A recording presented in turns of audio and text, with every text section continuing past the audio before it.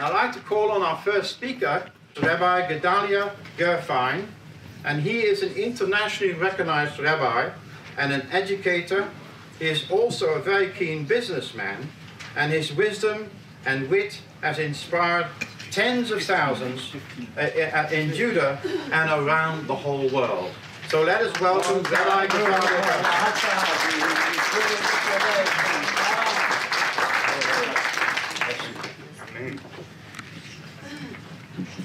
I have to just say something before I begin. Had I had any idea where I was coming today, I don't think I would have come here. I have spoken before crowds of over 1,500 people. I've been on TV, whatever. And usually I do pretty well. But when I come here and I look at who's sitting here in this audience, I have to tell you, it's unbelievable. It's really, it's unbelievable. Sorry. It's okay. You guys are awesome. And if you had any idea, or maybe you do, of what's happening in heaven right now with these souls sitting here,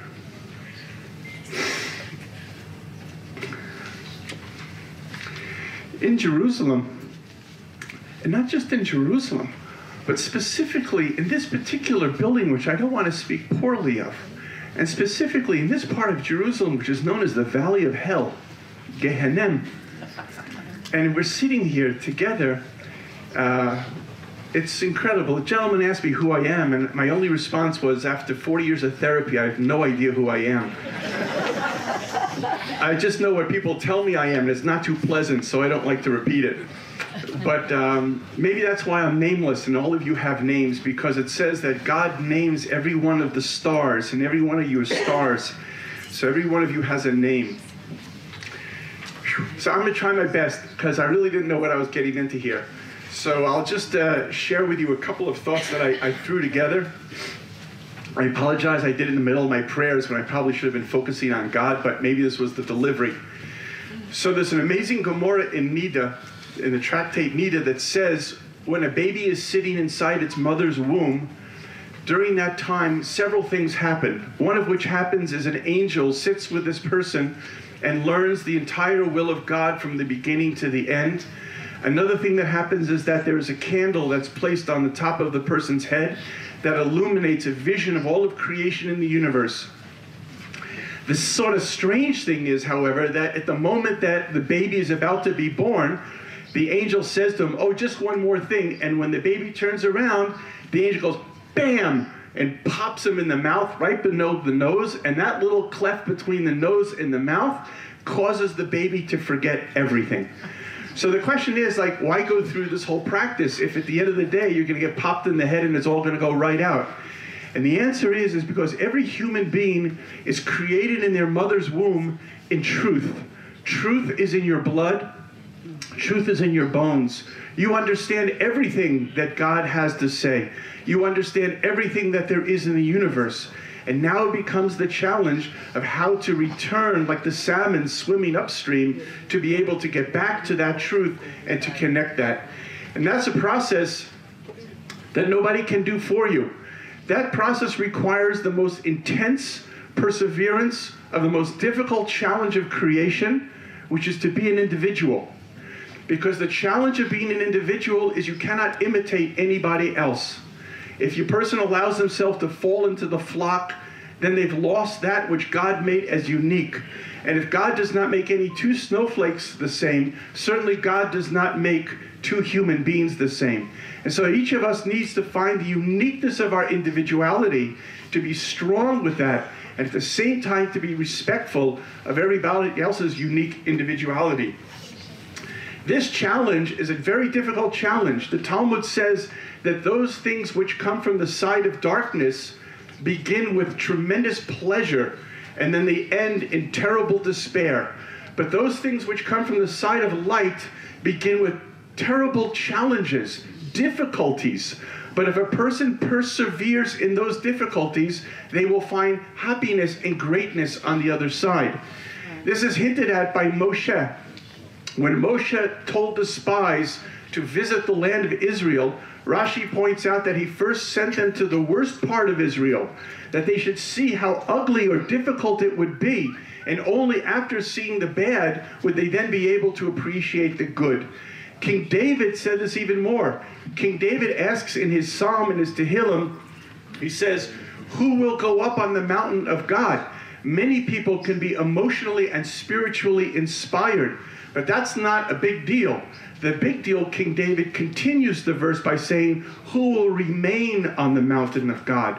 Who will be the person who could dig in, who could stand through the tests, who could withstand the difficulties to be able to really become part of what it means to be on the other side?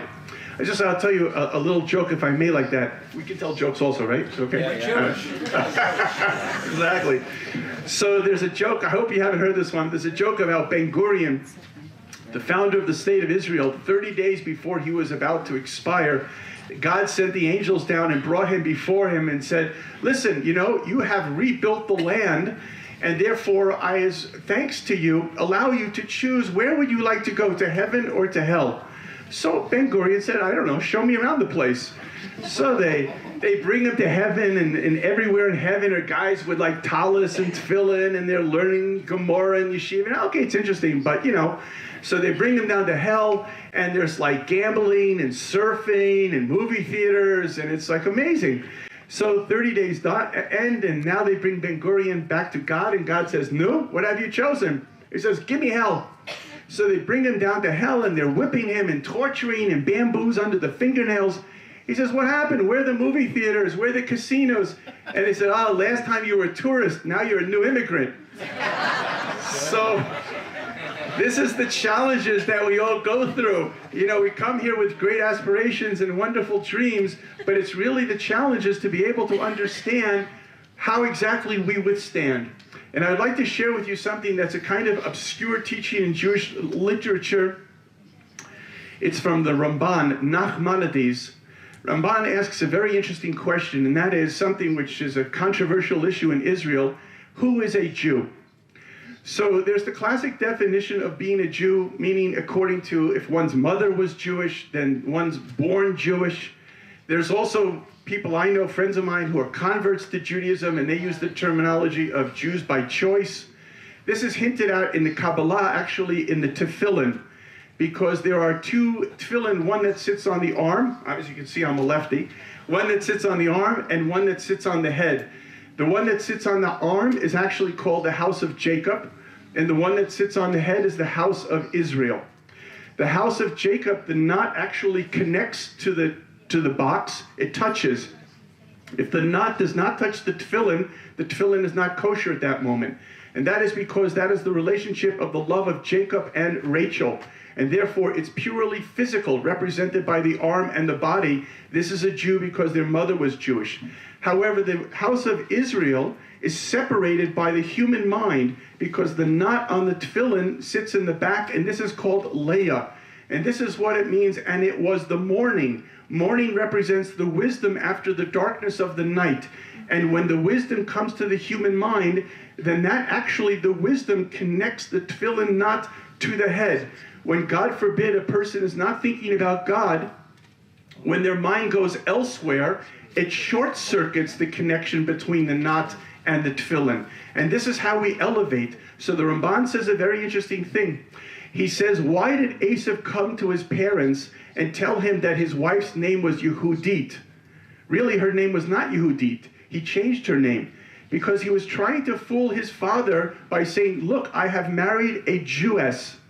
And the Ramban asked the question, but there were no Jews in the time of Esav and Yaakov and Yitzchak. So what does this mean, Yehudit? And from this we learn also in the Megillah, it says that Mordechai is called Ha-Yehudi, but he wasn't from the tribe of Yehuda, he was from the tribe of Benjamin. So why is he called Yehudi?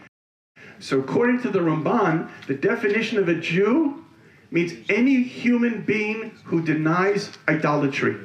Any human being who believes in the one God are all Jews. This is the teaching of the Ramban. And thank you.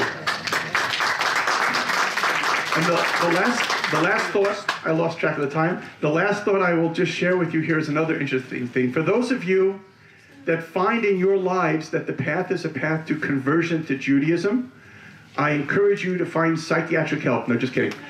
But for those of you, as a Jew, I warn you, run. No, just kidding. But anyone who finds that that's the path that brings them, then that's the path that brings them. But just to be aware, it's not the path. The path is between each of us and our Creator, to be honest with who we are, because after 120 years, we stand before that Creator. But should the path lead to conversion, I would like to share with you a very important thing.